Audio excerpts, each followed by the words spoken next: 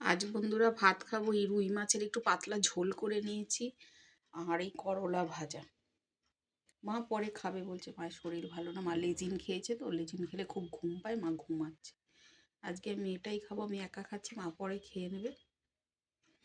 আর পুঁই শাক আছে বন্ধুরা, ওটা আর খেতে ভালো লাগছে না, ওই শুধু ঝোল ভাত করে নিয়েছি, ঝোল ভাতই আজকে আমি একাই খাবো।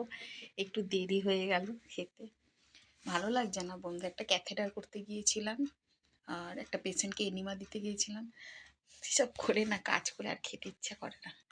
আর বাড়িতে থাকলেও তাও মানে দৌড়োদৌড়ি করতেই হয়, তাই একটু খাই বন্ধুরা, তোমরা খেয়ে নাও। তোমাদের সবার অবশ্য খাওয়া হয়ে গেছে, কিন্তু আমি একটু দেরি করেই আজকে খাচ্ছি। ঠিক আছে, টাটা বন্ধুরা, এই খাবো আজকে। দেখো না খেতে খেতে বসে গেছি, এই একটু খাই।